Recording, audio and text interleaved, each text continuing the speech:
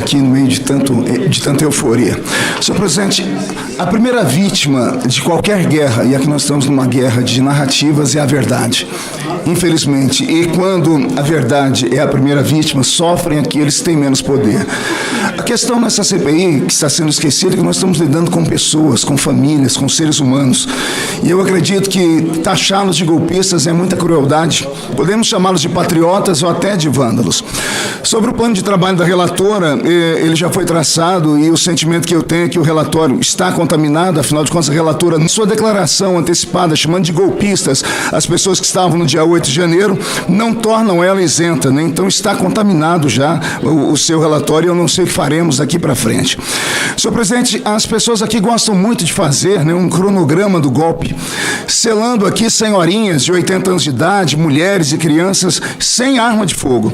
Eu gostaria de relembrar aqui, senhor presidente, uma outra ordem cronológica, talvez, e é apenas aqui, digo, uma ilação, né, o motivo de levarem pessoas de bem ao desespero do dia 8 de janeiro. E essa aqui é a minha cronologia. Senhor presidente, desde a redemocratização do nosso país, há 30 anos atrás, nós sabemos que nunca houve no nosso país um governo de direita, sempre foi de esquerda.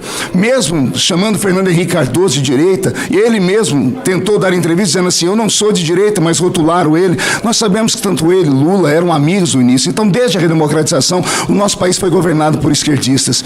E sempre houve no coração dos conservadores um desejo de termos, de fato, uma alternância de poder. E a alternância veio com a eleição de Jair Messias Bolsonaro. Foi um susto, porque pegou toda a esquerda de surpresa, não se esperava isso, o establishment estabelecido não esperava isso, e para desespero de todos, um capitão do exército assume o governo do nosso país.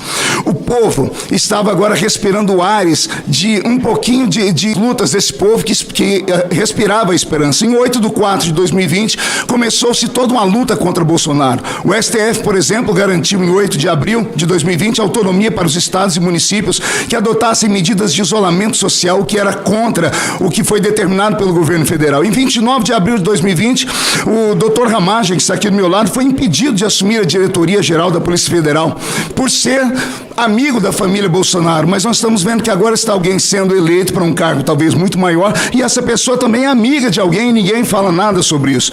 Em 7 de setembro de 2021, André Mendonça, senhor presidente, ele começou a sofrer uma retaliação dentro do Senado Federal, isso porque foi indicado em março daquele ano, e somente 9 meses depois assumiu a cadeira lá no STF, e nunca houve na história do nosso país alguém indicado ao Supremo Tribunal Federal que passasse 9 meses aguardando tudo isso. Em 16 de dezembro de 2021, o Ministério Público afasta do IPHAN, do Instituto Patrimônio Artístico Nacional, Larissa Rodrigues.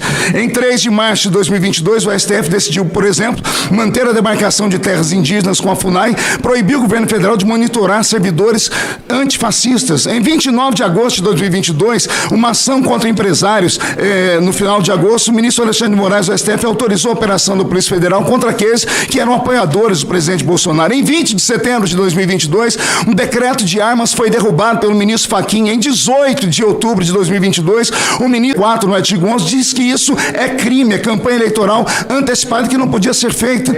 Senhor presidente, 900 mil presos no nosso país, mais 600 mil aguardando julgamento. Organizações criminosas proibiram bolsonaristas de pedirem voto nas comunidades e um salvo geral foi passado para todos, dizendo que era para votar no outro tipo de candidato. Senhor presidente, retiraram de trás das grades um condenado de 3 instâncias por vários juízes para ser um candidato do então governo que aí está.